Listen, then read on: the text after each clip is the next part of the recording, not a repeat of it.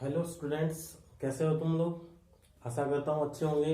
आज हम पढ़ने जा रहे हैं मिरर से संबंधित न्यूमेरिकल, दर्पण से संबंधित जो न्यूमेरिकल जो एग्जाम में पूछे जाते हैं, प्रवेश ईयर जितने भी न्यूमेरिकल हैं आज वो हम सोल्व करने जा रहे हैं। जैसा कि मैंने आपसे प्रॉमिस किया था कि जैसे ये टॉपिक कंप्लीट होगा मैं इनके न्यूमेरिकल लेके आऊंगा और फिर पूरी ऑप्टिक्स के सारे क्वेश्चन जो एग्जाम में आए हैं वो भी आपको बोर्ड पे सोल्व करवाऊंगा। देखिए, तो सबसे पहले हम सीखते हैं मिरर के बारे में। हमने सीखा था कि मिरर दो टाइप के होते हैं, एक बताया था प्लेन मिरर और दूसरे बताए थे स्फेरिकल मिरर। यानी एक तो बताए थे समतल और दूसरे बताए थे गोलीय। गोलीय दर्पण दो प्रकार के होते हैं हमारे, अवतल और उत्तल। तो हमने एक फॉर्मूला हम पढ़ेंगे जिसे हम बोलते हैं दर्पण सूत्र। ठीक है, दर्पण सूत्र क्या होता है? 1/f is equal to 1/v plus 1/u। यानी 1/f होता है फोकल लेंथ। क्या होता है? फोकल लेंथ, फोकस दूरी। v होता है, v हमारा ये जैसे मेरे पास क्या है, हमारे पास मैंने मान लिया कि अवतल दर्पण है। अवतल दर्पण से हम किसी भी, ये हमारी प्रिंसिपल एक्सिस होगी, ये हमारा पोल हो गया, ये हमारा पोल हो गया, ये हमारी प्रिंसिपल एक्सिस है। ऑब्जेक्ट हमेशा, कोई भी वस्तु है, ऑब्जेक्ट हमेशा या वस्तु हमेशा लेफ्ट साइड में रखी जाती है, चाहे वो लेंस हो या दर्पण हो, उसके लेफ्ट साइड में रखी जाएगी। यहां पे हमने वस्तु को रख दिया तो ये ए बी हमारे पास क्या होगी? वस्तु होगी। अब हमें पता है ये पोल से और यहां तक की दूरी, यानी किस तक की दूरी? वस्तु तक की, ऑब्जेक्ट तक की, वो हमारी कहलाती है यू। क्या कहलाती है बच्चों? यू कहलाती है। समझ में आ गया होगा क्या कि पोल से वस्तु की दूरी, या मैं कहूं दर्पण से वस्तु की दूरी कहलाती है यू। और जहां पे ये इमेज बनाएगा, जैसे हम मान लेते हैं यहां पे इसने इमेज बना दी, वैसे ये अवतल है तो उल्टी इमेज बनाएगा, यहां पे इसने इमेज बना दी, तो दर्पण से यहां तक की दूरी यानी प्रतिबिंब तक की दूरी, इमेज तक की डिस्टेंस, यानी distance between image and mirror, वो कहलाती क्या? v। समझ में आ गया होगा। इसी फॉर्मूले को हम बोलते हैं 1/f बराबर 1/v प्लस 1/u। इतना ही हमें पढ़ने की जरूरत होती है कॉम्पिटिटिव एग्जाम में। इसी को हम क्या बोलते हैं? दर्पण सूत्र। एक चीज और याद रखेंगे, क्योंकि मैंने आपको ये बताया था कि ये हमारा क्या है, किसी गोले का भाग था, किसी स्फीयर का भाग था और उसका एक काटा हुआ हिस्सा है, एक टुकड़ा है, तो इसका क्या होगा? एक सेंटर होगा। जैसे हमने मान लिया ये इसका क्या है? सेंटर, जिसे हम बोलते हैं centre of curvature. Centre of curvature ये होगा सेंटर ऑफ कर्वेचर, जिसको हमने सी से लिखा था। और यहां से यहां तक की दूरी क्या कहलाती है? हमारी कहलाती है रेडियस ऑफ कर्वेचर, यानी वक्रता त्रिज्या। क्या कहलाती है? वक्रता त्रिज्या। ठीक है, और इसकी आदि क्या कहलाता है? हमारा फोकल लेंथ। तो हमें याद रखना है कि फोकल लेंथ ये इंपॉर्टेंट है, काफी सारे एग्जाम में पूछा गया है, एसएससी में काफी बार आ चुका है कि फोकल लेंथ है हमारी, चाहे वो लेंस की हो चाहे दर्पण की हो, वो हमारी किसकी आदि होती है?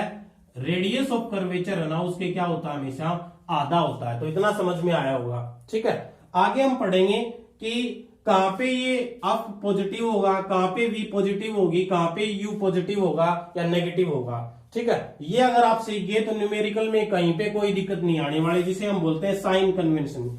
ठीक है, कार्टेशियन साइन कन्वेंशन, यानी प्लस माइनस कैसे लिए जाते हैं, कहीं पे अप पॉजिटिव मिलेगा, कहीं पे वी पॉजिटिव मिलेगी, कहीं पे यू पॉजिटिव मिलेगा, ये आपको सीखना है। ठीक है, लेकिन चलिए आगे सीखते हैं हम।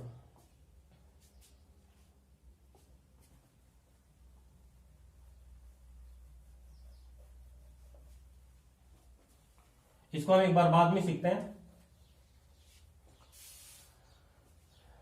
देखिए बेटा, साइन कन्वेंशन कैसे लिया जाता है।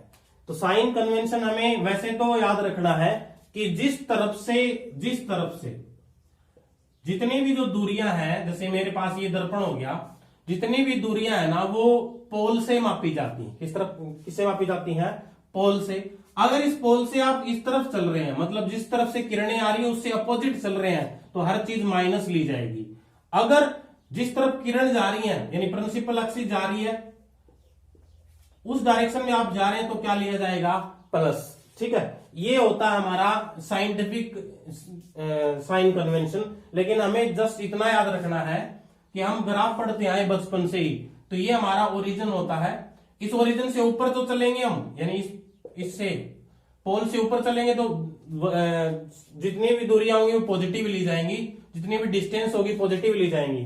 राइट साइड में चलेंगे तो पॉजिटिव ली जाएंगी, लेफ्ट साइड में चलेंगे तो नेगेटिव ली जाएंगी, नीचे की तरफ चलेंगे तो नेगेटिव ले जाएंगे। जैसे मैं आपको कुछ करके दिखाता हूं, एक दो क्वेश्चन, फिर आपको समझ में आ जाएगा कि कहां पे पॉजिटिव लेनी है, कहां पे नेगेटिव लेनी है। देखिए बेटा,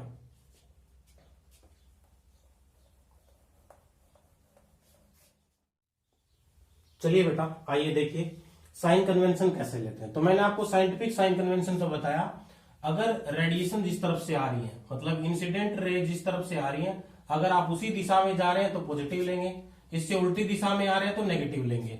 लेकिन आपको ये ध्यान नहीं रखना है, हमें कॉम्पिटिटिव एग्जाम में सीधे सीधे याद रखना है कि हम ग्राफ के अकॉर्डिंग चलेंगे। तो हमारे पास दो ही दर्पण होते हैं जिनके साइन कन्वेंशन की हमें जरूरत पड़ेगी। एक है हमारे पास कनकेव मिरर, अवतल दर्पण, दूसरा है उत्तल दर्पण। ये मैंने आपको अच्छे से पिछले वाले वीडियो में समझाया है। तो ये मेरे पास अवतल दर्पण है। तो अवतल दर्पण में ये क्या होगी, प्रिंसिपल एक्सिस सिखाया था पीछे, ये हमारा हो गया पोल, और ये किसी गोले का भाग था, उसका क्या था बेटा, सेंटर। तो ये क्या हो गया, इसका ये सेंटर हो गया। और ये पोल से लेकर के यहां तक, पी से लेकर के सी तक क्या कहलाती है, पी से लेकर के सी तक कहलाती है रेडियस ऑफ कर्वेचर, यानी वक्रता त्रिज्या, वक्रता त्रिज्या। और इसकी आधा, इसका आधा क्या होता है बेटा, फोकस होता है। क्या होता है इसका आधा, मतलब मैं रेडियस का आधा कर दूं तो क्या होगी हमारी, फोकस होगी। ठीक है, तो हम देखेंगे कि इसके लिए अवतल दर्पण के लिए कौन सा पॉजिटिव होता है, कौन सा नेगेटिव होता है, और कौन सा जो है ना तो ये हमारे पास ये चार चीजें हमें सीखनी है। ये चार चीजें अगर आपने सीख ली तो ऑप्टिक्स के न्यूमेरिकल आप चुटकी में कर देंगे, मेरी गारंटी के साथ सेकंडों में न्यूमेरिकल हो जाएंगे। और आपको पता है वहां से बहुत सारे न्यूमेरिकल जो है ना ऑप्टिक्स से पूछे जाते हैं आजकल, एचएससी में तो बहुत ही ज्यादा पूछे जाते हैं। देखिए बेटा, तो ध्यान दें, वी क्या होती है, वी मैंने आपको बताई थी कि वी होती है प्रतिबिंब की दूरी, किससे, दर्पण से, यानी distance of image from mirror, कि मिरर से प्रतिबिंब की दूरी। और आपको पता है अवतल में मैंने आपको बताया था 6 के 6 केस समझाए हैं।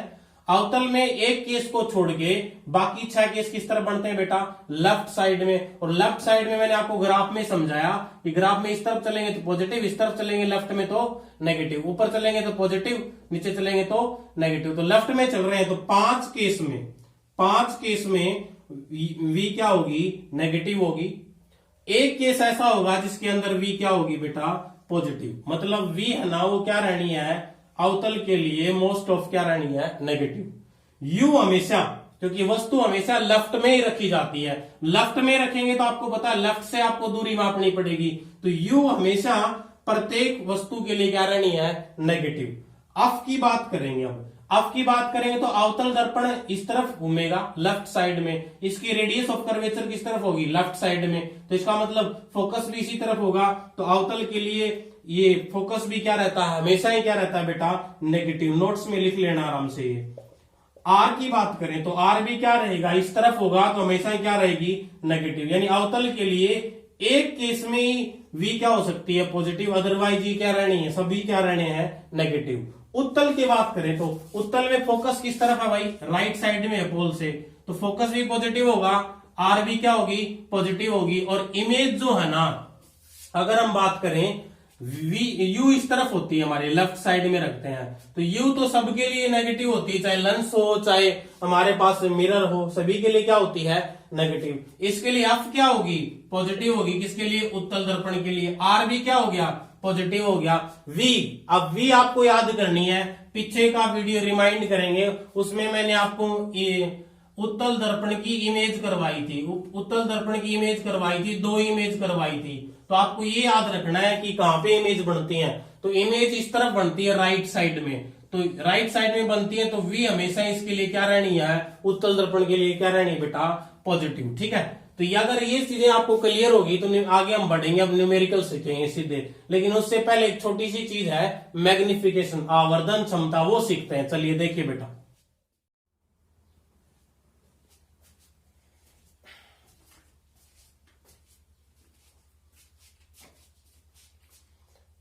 देखिए बेटा आगे आगे हम पढ़ेंगे आवर्धन क्षमता। देखिए बेटा ये चीज याद नोट करने वाली है कि एक तो दर्पण सूत्र पे यानी मिरर फॉर्मूले पे, और दूसरा आवर्धन यानी मैग्निफिकेशन, इन दोनों के ऊपर ही न्यूमेरिकल आते हैं, बाकी किसी चीज पे नहीं आते मिरर से। तो ये दोनों अच्छे से याद कर लेंगे हम। तो पहले हम पढ़ेंगे आवर्धन क्षमता क्या होती है। किसी भी दर्पण की आवर्धन क्षमता या किसी मिरर की जो है ना मैग्नीफाइंग पावर या मैग्निफिकेशन होता क्या है।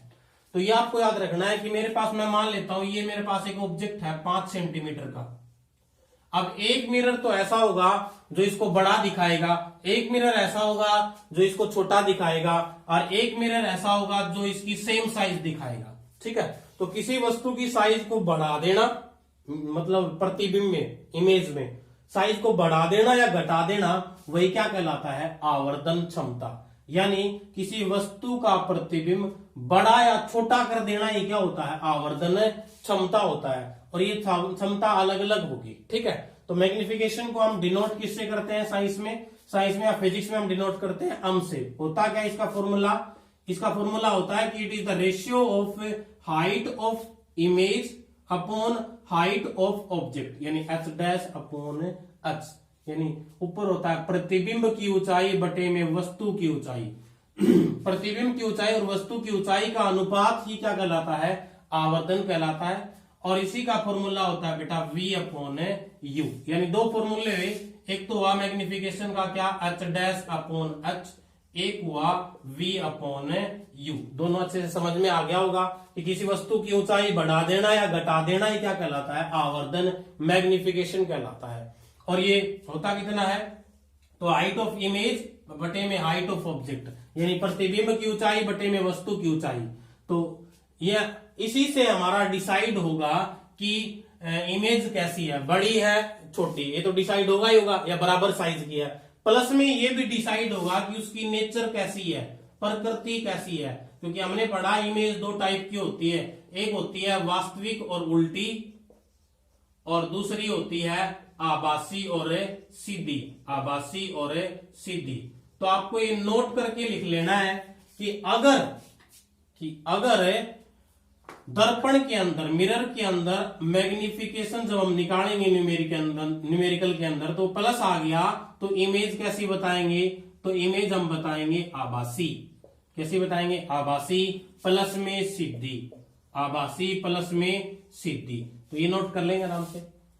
दूसरा, अगर मैग्निफिकेशन जब हमने निकाला न्यूमेरिकल में, अगर ये नेगेटिव आ गया, तो इसका मतलब है इमेज होगी वास्तविक प्लस में उल्टी, यानी real and inverted, virtual and erect. Plus आया तो विर्चुअल एंड इरेक्ट, माइनस आया तो रियल एंड इन्वर्टेड। समझ में आ गया होगा बेटा ध्यान से। ठीक है, अब आगे समझेंगे बेटा। आगे हमें समझना है, देखो जैसे मैं प्लेन मिरर का एग्जांपल लेके चलता हूं। प्लेन मिरर पे बहुत बार क्वेश्चन आया है कि प्लेन मिरर जो होता है, समतल दर्पण जो होता है, समतल दर्पण, उसका मैग्निफिकेशन कितना होता है। तो उसका मैग्निफिकेशन कितना होता है हमें पता है। प्लेन मिरर कैसी इमेज देता है बेटा, प्लेन मिरर हमेशा इमेज देता है बराबर साइज की, मतलब वस्तु की प्रतिबिंब की ऊंचाई बटे में वस्तु की ऊंचाई, दोनों क्या होंगी, बराबर। जैसे मैंने अभी लिया था कि जो वस्तु मैंने ली थी, कितनी की ली थी, 5 सेंटीमीटर की, आएगी भी कितनी, प्रतिबिंब में 5 की, 5 से 5 कट गया, कितना आया बेटा, 1 आया। कितना आया, 1। अगर आपको ध्यान देना है, ये 1 आया, और प्लेन मिरर के लिए किसका होता है, ये प्लस का होता है। तो प्लेन मिरर के लिए हमारे पास आया 1। 1 का मतलब क्या हुआ कि अगर मैं रखूं अम की वैल्यू 1 आई, तो h डैश अपॉन h, इसका मतलब ये हुआ कि वस्तु की ऊंचाई और प्रतिबिंब की ऊंचाई क्या है, बराबर। ठीक है, तो इतना समझ में आ गया होगा अच्छे से। अगर इन दोनों का अनुपात 1 आया, 1 तभी आ सकता है जब प्रतिबिंब की ऊंचाई और वस्तु की ऊंचाई क्या हो, सेम, बराबर हो। मतलब मैग्निफिकेशन जब 1 आता है तो इसका मतलब वस्तु जो प्रतिबिंब आएगा वो सेम साइज का आएगा। अगर 2 आता है तो इसका मतलब दुगुना आया। दुगुना कैसे, क्योंकि हमें पता है वस्तु की ऊंचाई 5 थी, प्रतिबिंब की ऊंचाई कितनी आई, 10, तभी कितना आया, ये 2। तो मतलब हाइट कितनी होगी, प्रतिबिंब की ऊंचाई क्या होगी बेटा, डबल होगी।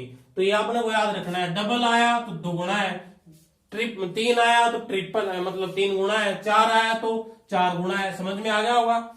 यानी 1 से बड़ा होगा अगर प्रतिबिंब की मैग्निफिकेशन की वैल्यू, आवर्धन क्षमता अगर 1 से बड़ी होगी तो प्रतिबिंब की ऊंचाई भी क्या होगी, वस्तु से बड़ी होगी। 1 आएगा तो सेम साइज की होगी, और 1 से छोटी आई, 1 से छोटी आई यानी इसकी वैल्यू 1 से छोटी आई मैग्निफिकेशन की, तो हम ये कहेंगे कि जो प्रतिबिंब है उसकी ऊंचाई क्या है, वस्तु से छोटी है। तो ये याद रखेंगे कि +1 हमारा प्लेन मिरर के लिए होता है, लिख लेंगे ये। और 1 से बड़ा हमारा हमेशा किसके लिए होता है, अवतल के लिए होता है। अवतल के लिए मैग्निफिकेशन माइनस का आता है, और उत्तल के लिए हमेशा 1 से छोटा होता है, और किसका आता है, वो प्लस का। ठीक है, समझ में आ गया होगा बेटा। अब हम करेंगे कुछ न्यूमेरिकल्स, आइए देखते हैं। देखिए फ्रेंड्स, तो हमारे पास कुछ न्यूमेरिकल्स मैंने लिखे हैं, इनको आपको सोल्व करना है। एक बार वीडियो को पॉज करके फिर मैं आपको सोल्व करवाता हूं। तो सबसे पहले हम पढ़ेंगे, कुछ इंग्लिश वाले बच्चों को उनको एक्सप्लेन कर देता हूं कि 2 सेंटीमीटर आकार वाली एक वस्तु की, कोई वस्तु है जिसका आकार कितना है, यानी साइज कितनी है, साइज ऑफ ऑब्जेक्ट कितना है, 2 सेंटीमीटर, और वो 15 सेंटीमीटर फोकस दूरी वाले अवतल दर्पण यानी कॉनकेव मिरर के सामने रखी गई है, और उसकी फोकल लेंथ कितनी है, 15 सेंटीमीटर के सामने 25 सेंटीमीटर की दूरी पर रखी जाती है, यानी u की वैल्यू कितनी है, 25। तो आपको अलग अलग लिख लेना है, यही तरीका होगा। यानी हाइट ऑफ ऑब्जेक्ट कितनी है, 2 सेंटीमीटर। हमारे पास फोकल लेंथ कितनी है, फोकल लेंथ अवतल के लिए माइनस होती है, कितनी है फोकल लेंथ, 15 सेंटीमीटर, और किसकी, माइनस की रहेगी। ठीक है, u हमारी कितनी है, u हमारी है -25 सेंटीमीटर, क्योंकि u हमेशा ही क्या रहनी है, नेगेटिव। अब पूछ रहा है कि छवि बनी का आकार कितना है, यानी जो इमेज बनेगी उसका आकार कितना है, वो 2 से बड़ी है या छोटी है। तो जाहिर सी बात है वो 2 से तो क्या होगी, बड़ी होगी, क्योंकि हमारे पास कौन सा दर्पण है, अवतल दर्पण है। ठीक है, तो सीधा ही आप टिक कर सकते हैं, लेकिन ऐसा कोई ऑप्शन दिया नहीं उसने, 2 से छोटा। साथ में उसकी प्रकृति पूछ रहा है कि प्रकृति कैसे आएगी। प्रकृति आपको पता है मैग्निफिकेशन से निकलेगी, प्रकृति उल्टी है कि सीधी है। तो आपको सीधा सीधा फॉर्मूला पुटअप करना है कि 1/f is equal to 1/v plus 1/u। ये एसएससी 2017 में क्वेश्चन आया बेटा। तो हमें ये फॉर्मूला पुटअप करना है, दर्पण फॉर्मूला।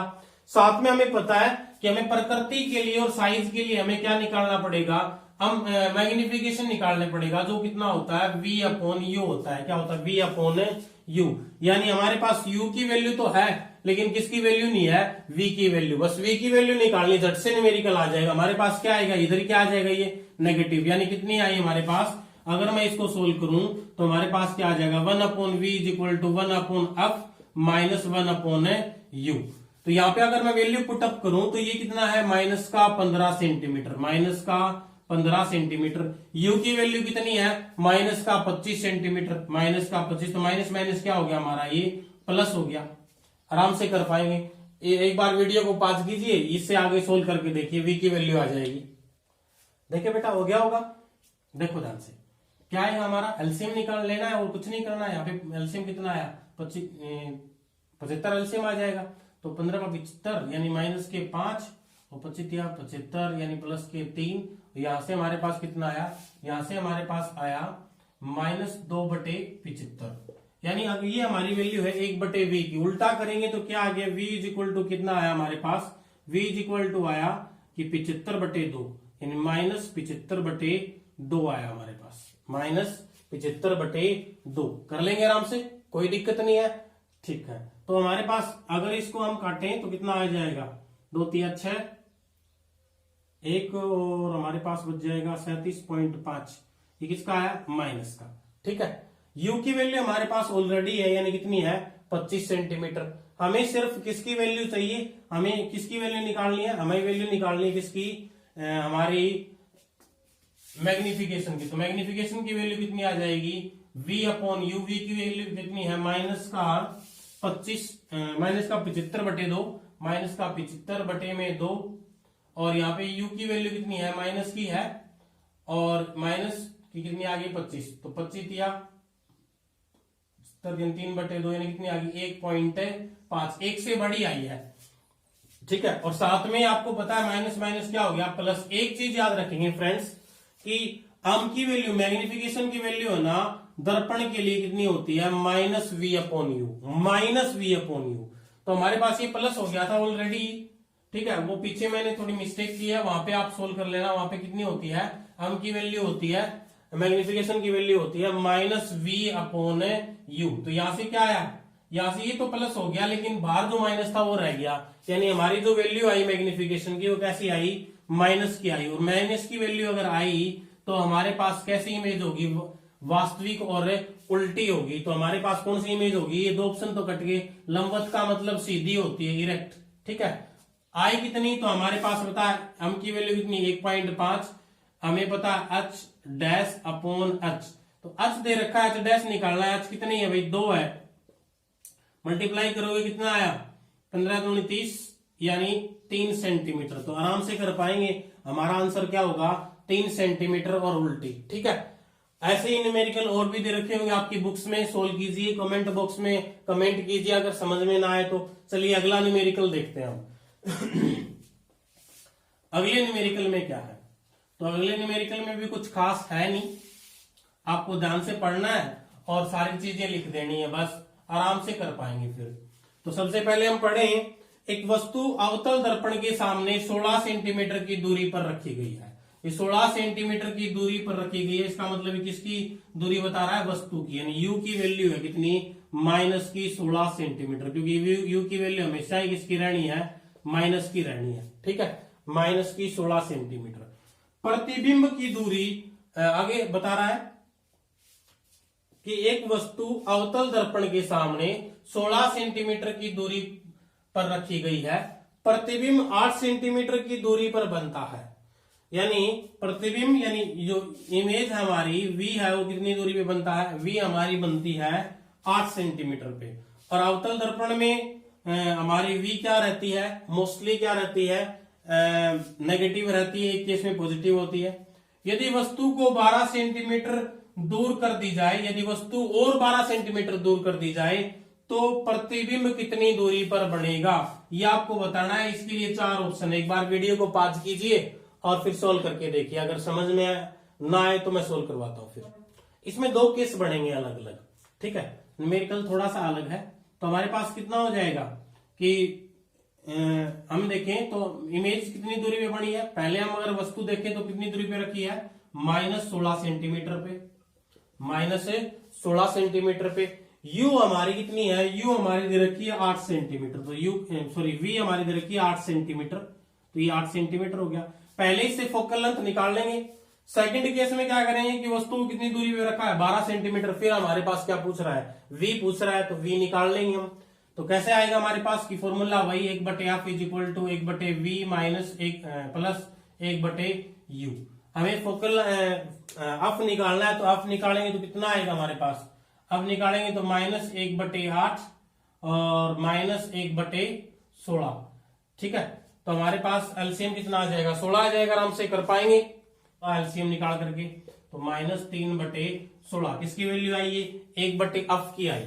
अब अगले केस में क्या कह रहा है, तो हमारे पास इतना सोल्व हो गया है। अगले केस में कह रहा है, ध्यान से पढ़ेंगे, कि अगर वस्तु को 12 सेंटीमीटर पर रखा जाए, यानी 1/f दे रखा है हमारे पास कितना, -3/16 आ गया हमारे पास। u कितना है, u हमारे पास है कितना 12 सेंटीमीटर, किसका, माइनस का। क्या पूछ रहा है, v पूछ रहा है, v यानी प्रतिबिंब कितनी दूरी पर बनेगा, v पूछ रहा है। तो v निकालने के लिए हम क्या करेंगे, 1/v = क्या होता है, 1/f - 1/u। तो हमारे पास कितना आ जाएगा, यहां से अगर हम देखें तो -3/16 और ये कितना आ गया, प्लस हो गया, और बटे में कितना आ जाएगा, क्योंकि माइनस माइनस क्या हो जाएगा, प्लस, यानी 1/12। अगर इसको हम सोल्व करें एलसीएम लेकर के, तो हमारे पास एलसीएम कितना आएगा, एलसीएम हमारे पास आ जाएगा 12 × 4 = 48, 48 आ जाएगा, यानी 48। 48 एलसीएम आया तो यहां से कितना आ जाएगा 9, और 12 × 4 = 48 प्लस में कितना आया 4, यानी कितना आया -5/48, -5/48 रिवर्स कर देंगे 48/5, जिसको अगर हम सोल्व करेंगे तो हमारा ऑप्शन कितना आ जाएगा 45 5 23 यानी 9.6 सेंटीमीटर। तो ऐसे ही न्यूमेरिकल और होंगे आपकी बुक में, सोल्व किए बेटा। और अगर डाउट आते हैं तो मेरे से पूछिए, इसी सीरीज को मैं आगे बढ़ाता जाऊंगा। ये क्वेश्चन भी एसएससी में आया था, ठीक है। चलिए आज के लिए बस इतना ही, आगे न्यूमेरिकल भी हम पढ़ते जाएंगे।